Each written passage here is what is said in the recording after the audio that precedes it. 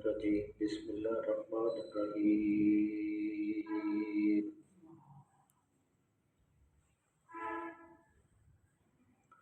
فلما جاءتهم آياتنا مبصرة قالوا هذا سحر مبين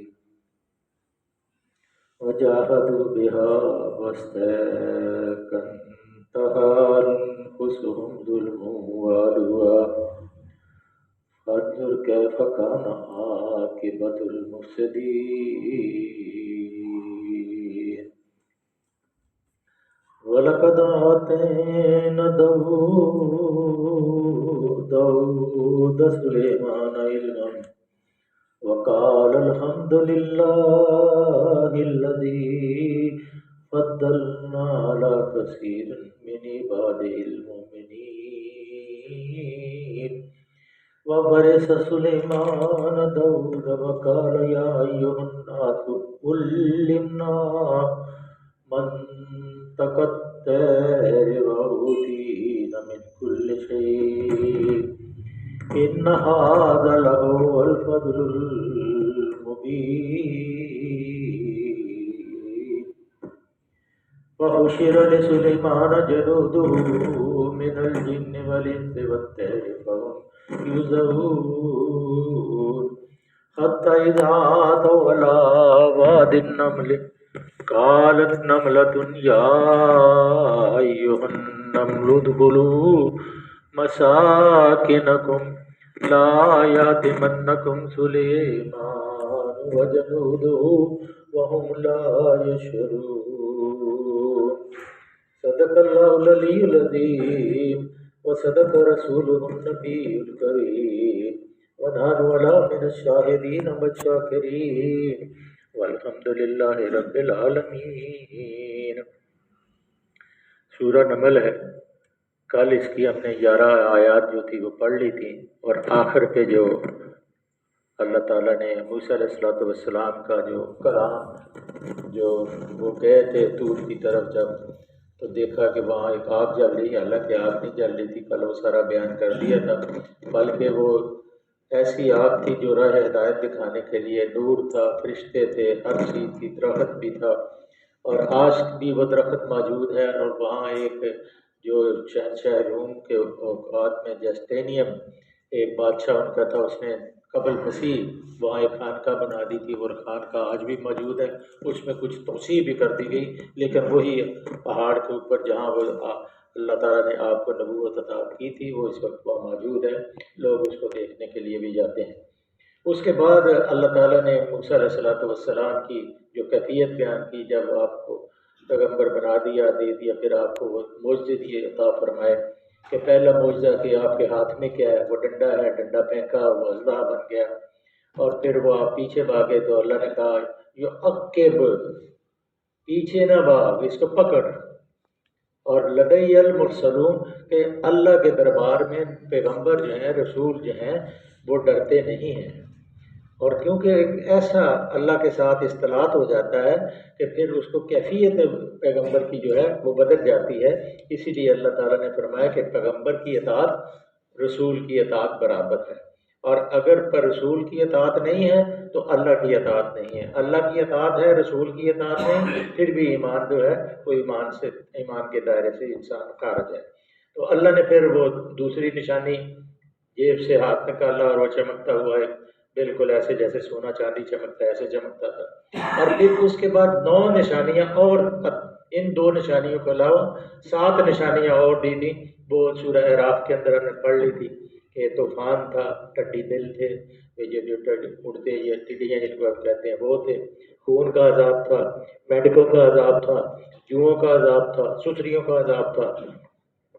لیکن ہر عذاب کے بعد جب عذاب آتا تھا تو وہ فرعون کہتا تھا کہ اے موسیٰ، جو تمہیں علم ہے اللہ کے ساتھ تیرا جو رشتہ ہے، تعلق ہے، اللہ سے معافی مانگ ہمارے لیے، اور اللہ سے کہے کہ یہ عذاب کو دور کر دے تو ہم مسلمان ہو جائیں گے۔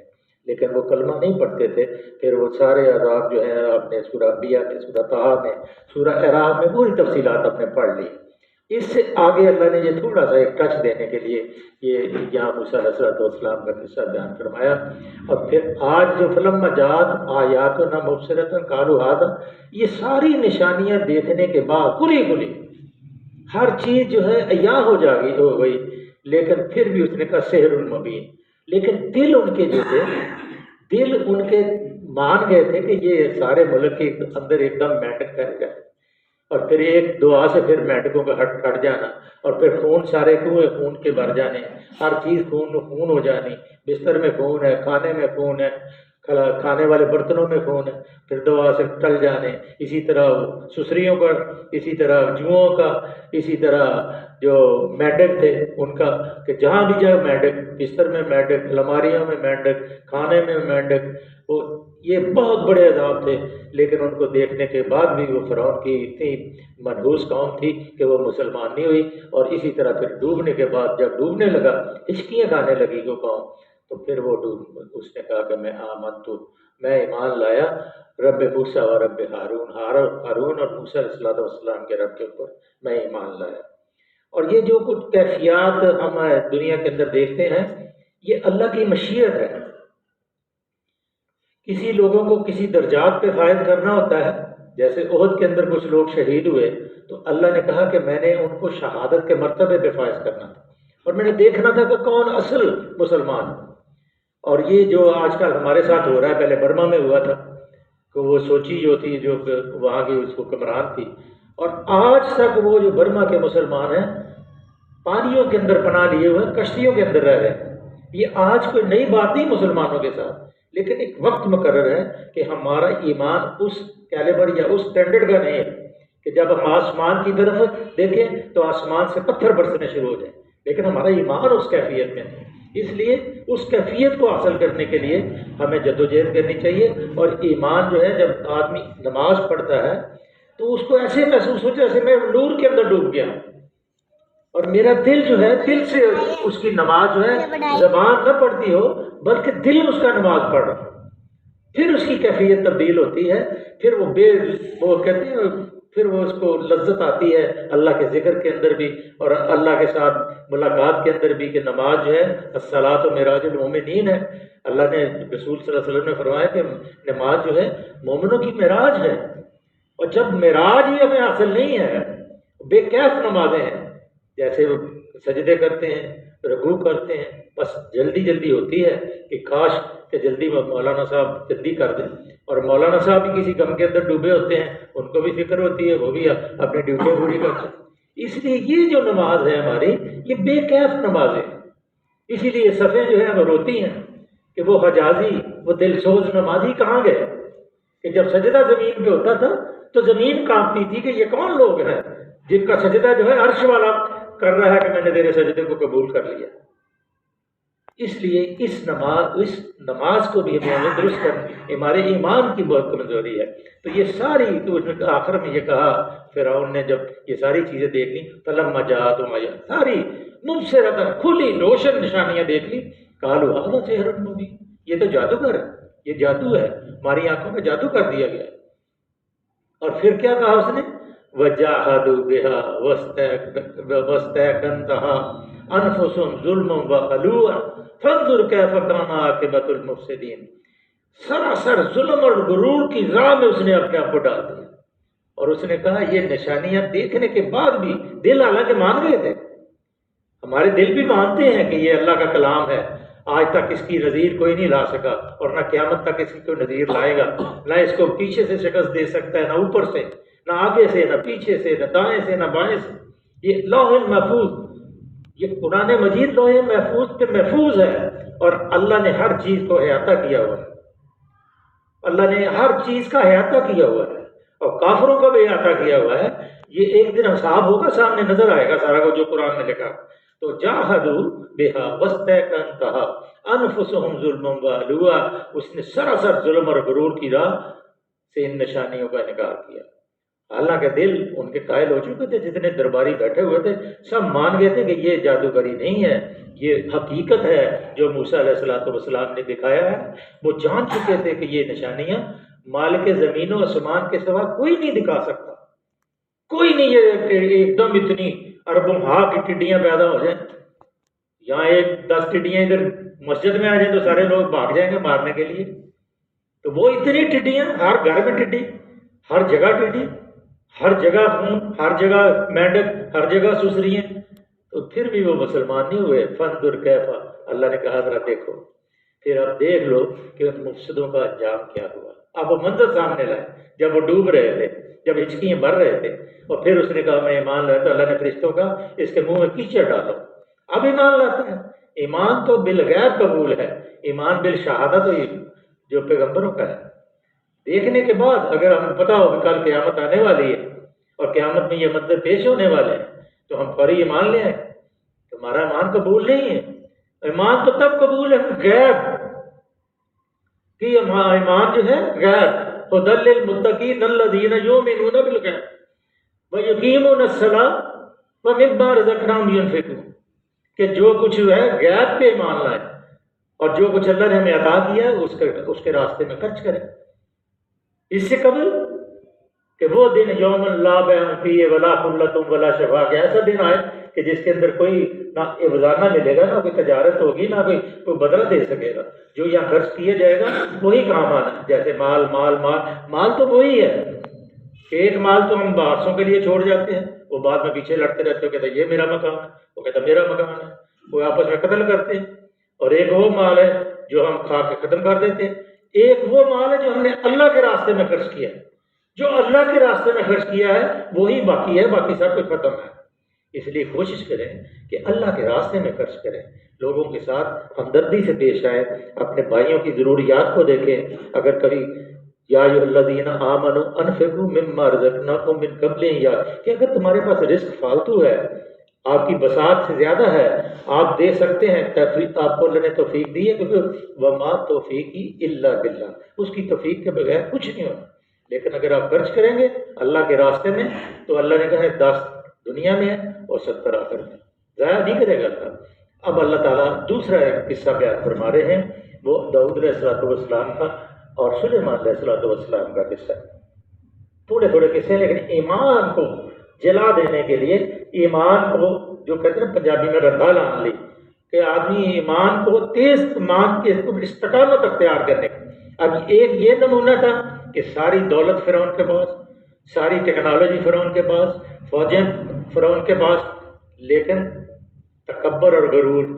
ادھر اب دوسرا وَلَقَدْ آتَيْنَا دَاوُودَ وَسُلَيْمَانَ عِلْمًا وَقَالَ الْحَمْدُ لِلَّهِ الَّذِي فَضَّلْنَا عَلَىٰ كَثِيرٍ مِّنْ عِبَادِهِ الْمُؤْمِنِينَ.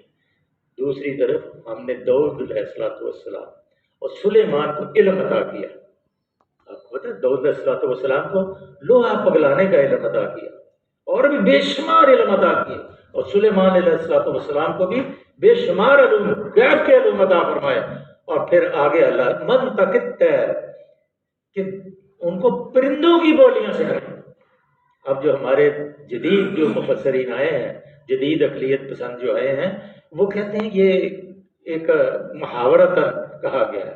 یا پرویزی جو ہے، آپ ذرا آپ کو غلام محمد پرویزی، انہوں نے بھی اپنی لکھتے رہتے ہیں وہ، اور ہمارے جو سادہ لوگ ہیں ان کو نہیں علم ہوتا اور ان کی باتوں میں آ جاتے ہیں. اسی طرح مرزا غلام محمد قادیانی ہے، اور اس نے یہ لکھا ہے کہ یہ ہدہد بھی ایک ہدہد نہیں تھی بلکہ کسی شخص کا نام تھا. اور جن جو ان کے متحد تھے وہ کہتا ہے یہ سوڈان کے علاقے کے بڑے بڑے جو حبشی لوگ تھے ان کے اوپر انہوں نے قبضہ کیا ہوا تھا، ان سے تشبیہ دی گئی. یہ اندازہ لگائیں کہ اب ہماری حکومت اگر قرآن کی سرپرستی کرتی اور اس کی سرپرستی میں یہ علم اگر یونیورسٹیوں میں پڑھایا جاتا، جہاں کیمسٹری پڑھاتے ہیں، فزکس پڑھاتے ہیں، میتھ پڑھاتے ہیں، ڈبل میتھ پڑھاتے ہیں، ٹیکنالوجی پڑھاتے ہیں، اگر یہ قرآن بھی پڑھاتے ہیں، پھر انسان کے اسٹوڈنٹس کے جو دماغ تھے وہ کیسے ہوتے، ان کی طبیعتیں کیسی ہوتی، وہ ایک دوسرے سے محبت کرتے، ایک دوسرے کے ساتھ آپس میں گفتگو کر کے اپنے علم کو ایکسچینج کرتے اور پھر ترقی کا کیسا راز کھولتے. لیکن یہ ہماری بدقسمتی ہے کہ ہمارے اوپر وہ حکمران متعین ہیں جن کو پتہ نہیں قرآن کے اندر کیا لکھا ہوا. اب یہ کہتے ہیں یہ فوگ آ گئی، یہ دعا آ گیا جی اور چھٹی کر لو. اگر یہی وزیر اعلیٰ کل یہ اعلان کرتا کہ میں قوم سے یہ درخواست کرتا ہوں کہ 4 دن وہ مساجد کے اندر جائیں رات کو عشاء کے بعد مسجد کے اندر وہ اعتکاف کریں اور اللہ سے معافی مانگیں کہ اللہ ہمارے گناہوں کو معاف فرما، جن گناہوں کی وجہ سے ہمیں یہ عذاب ہمارے اوپر نازل ہو رہا ہے۔ لیکن یہ توفیق نہیں ہوتی کسی کو، چھٹی کر لو جی اس کا یہ علاج ہوگا، اس کا یہ علاج ہوگا۔ علاج ہوگا جھکنے کے بعد، جب جھک جائیں گے، جب کہہ دیں گے اللہ استغفر اللہ، ہمیں معاف فرما دے، رب اغفر ورحم وانت خیر الراحمین۔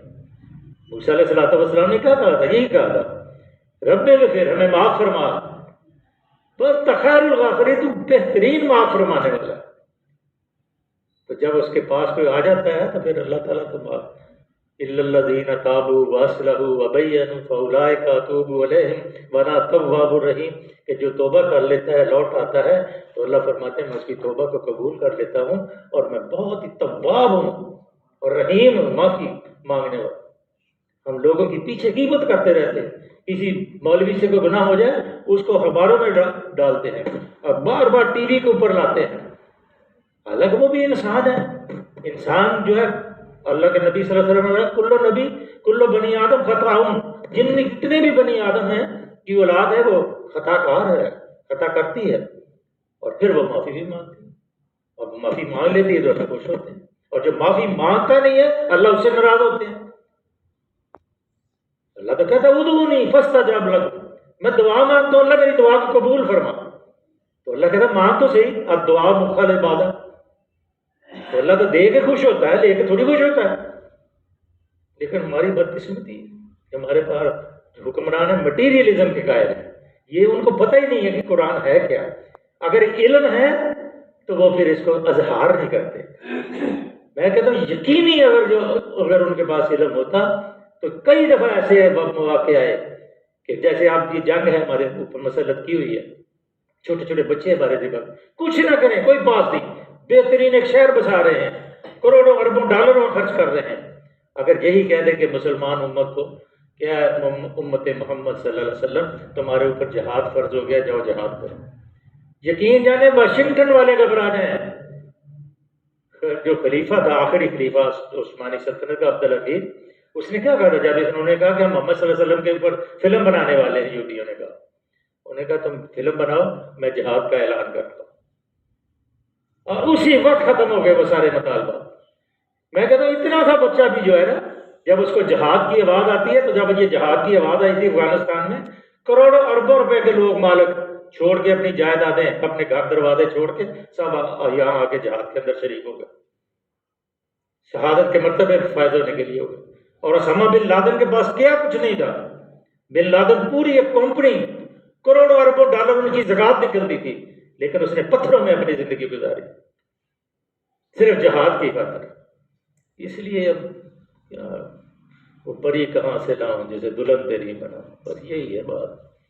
وَلَقَدْ آتَيْنَا دَاوُودَ وَسُلَيْمَانَ عِلْمًا وَقَالَ الْحَمْدُ لِلَّهِ الَّذِي فَضَّلْنَا عَلَىٰ كَثِيرٍ مِّنْ عِبَادِهِ الْمُؤْمِنِينَ۔ انہوں نے کہا شکر ہے۔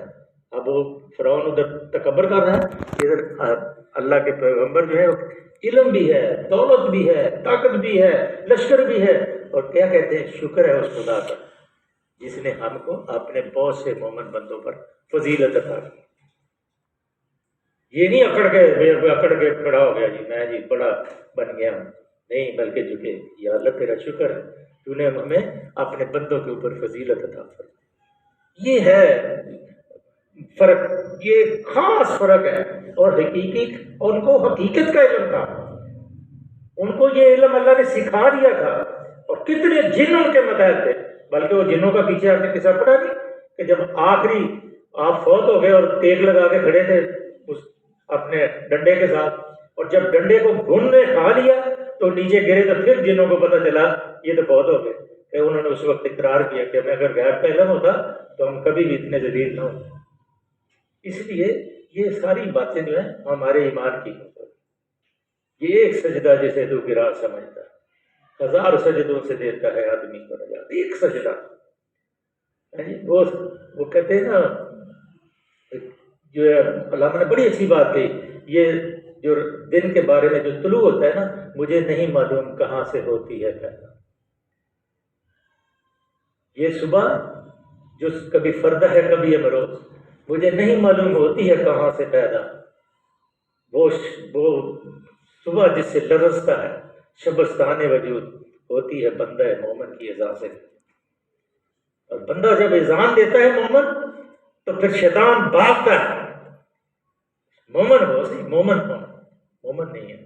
ایک سیکنڈ، ورثہ سلیمان، یہ ایک آیت پڑھ لینے نے، ورثہ سلیمان داؤد، اللہ تعالیٰ نے فرماتے وقالا یا ایھا، اللہ تعالیٰ نے داؤد علیہ السلام کی وراثت جو تھی وہ سلیمان علیہ السلام کو دی۔ حالانکہ جو نبیوں کی وراثت، اللہ کے نبی نے فرمایا کہ ہماری کوئی وراثت نہیں، حدیثیں موجود ہیں، اور جو دیکھنا چاہے دیکھ بھی سکتا ہے، ٹائم نہیں پڑتا، پڑھ کے سنا دیں گے کہ اللہ کے نبی صلی اللہ علیہ وسلم نے جو وراثت نبی چھوڑتے ہیں وہ صدقہ خیرات ہے، اور نبی کی کوئی وراثت نہیں ہوتی۔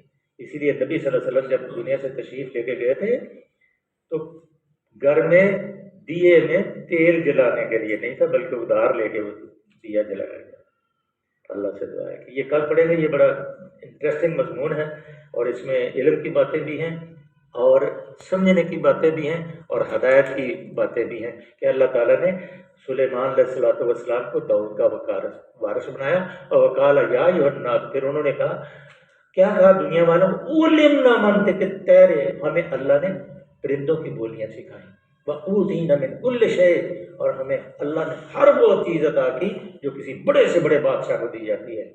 ان ھذا لَھُوَ الْفَضْلُ الْمُبِینُ، یہ میرا کوئی کمال نہیں، انہوں نے کہا یہ میرے اللہ کا فضل ہے، اس لیے یہ ہمیں سب کچھ ملا۔